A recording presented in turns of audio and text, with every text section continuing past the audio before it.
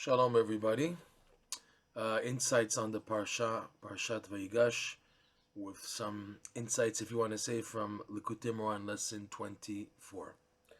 In the Parsha, we see that finally Yosef HaTzadik reveals himself to his brothers, and he indicates to them pretty clearly that he has nothing in his heart against them. Right? He says for them also not to be sad, and also to show them that he has no he has no ill feelings towards them, that they sold him. And he said that all this was for a reason, because Hashem sent me before you. The word, let's read the pasuk inside. This is pasuk number 5 in chapter 45. It says, "Va'ata al te'atzevu ve'al yichar be'enechem ki mechartem otiena." So he said, now don't be sad, number one, and don't get angry like at yourselves, with guilty feelings, if you want to say, because you sold me to this place, to Egypt.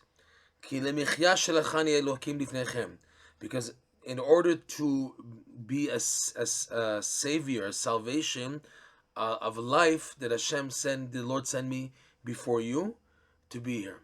In other words, Yosef is saying that he realizes it's pretty clear that Hashem destined for him to come down to Egypt, and the only way for it to happen is if he were thrown into slavery, being sold as a slave, and then in jail, and all the things that Yosef HaTzadik went through, and from there to reach his level of becoming the viceroy of Egypt. Okay? When you think about this, you begin to see that Yosef HaTzadik was really holding at a high level.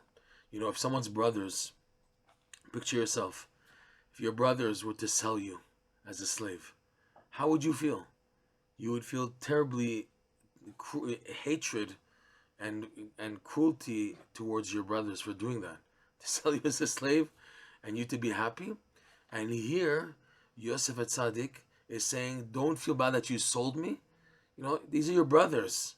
You have no remorse whatsoever. What's going on?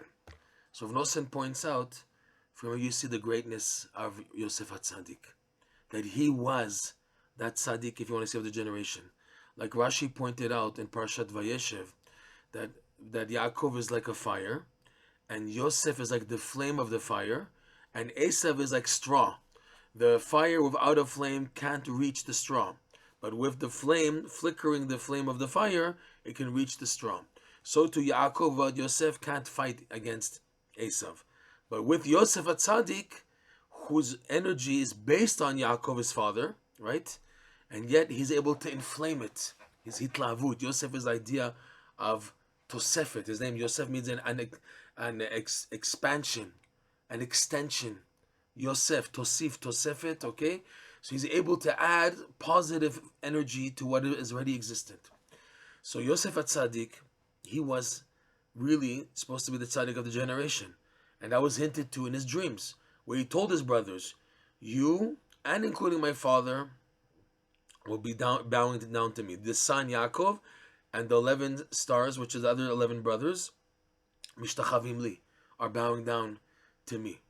And the point was, kipshuto, that they have to submit themselves. That's why when Yosef saw that his brothers finally prostrated before him, not knowing that he was Yosef, when they came down to Egypt to buy food, to buy produce, wheat and everything. So Rashi points out that as soon as they prostrated in front of Yosef, he knew that his dreams were fulfilled. That when he said in dreams, you all will be bowing down to me. Why is that necessary? Because the concept of a tzaddik, there's tzaddikim, and there's the tzaddik hador, a tzaddik of a generation, which in this case was Yosef HaTzadik. And it had to be activated. For his greatness to be finalized, the other tzaddikim have to agree on it. And that was the case of the dream being fulfilled, and he was waiting for it to finally be fulfilled. And even Yaakov, Rashi says, if you remember in Parshat VaYigash, that Yaakov was waiting when it will happen, that the dream of Yosef will be fulfilled, that they'll be bowing down to him. Going back to the Parsha, Yosef, he was the mamash the tzaddik of the generation. And in what was it manifested?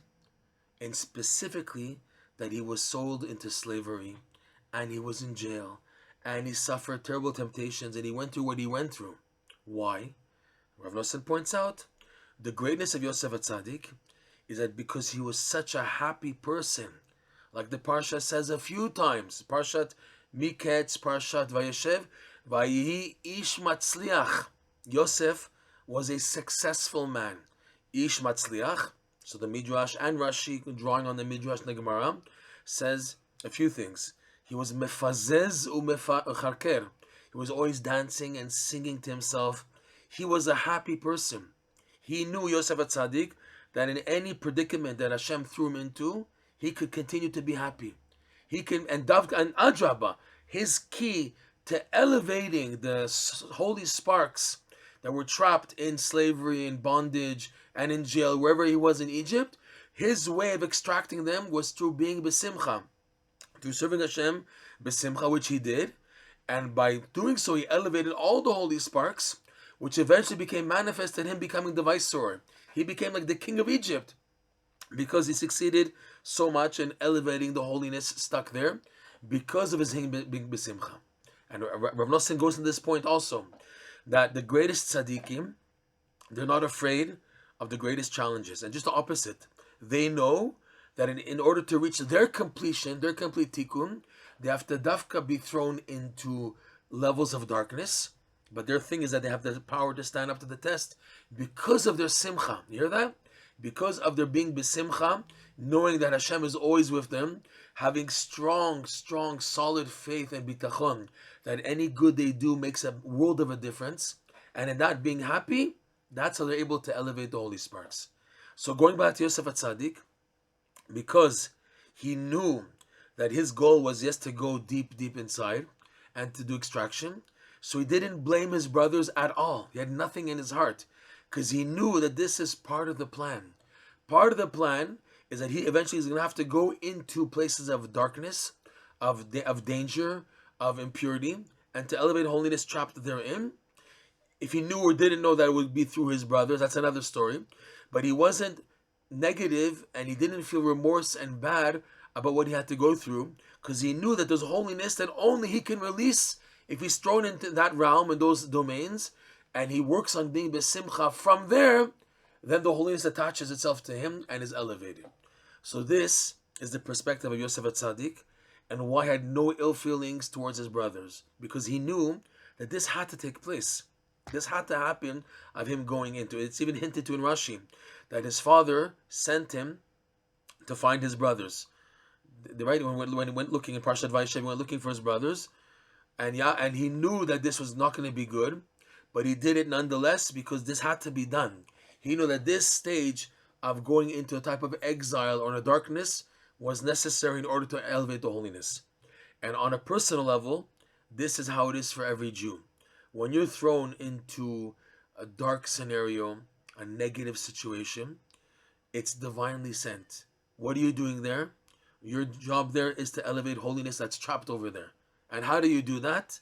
By working on building a strong bond, a solid bond and connection to simcha, simcha in Hashem, simcha in the Torah, simcha in the tzaddikim, simcha in the mitzvot, and by doing so, connecting yourself to the mitzvah that you're doing wherever you are, if it's a bracha you're saying in that domain, and doing it besimcha.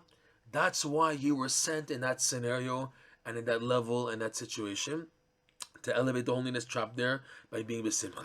And this, Rav Nosson points out, is hinted to in Yosef becoming the viceroy of Egypt, and why in the first place went down as a slave and then in jail, in order to elevate holiness, which is really trapped in the depths. And only Yosef HaTzadik, with his level of simcha, was able to elevate and successfully, each matzliach, elevate it and bring it out. Thank you, and have a Shabbat Shalom Brach.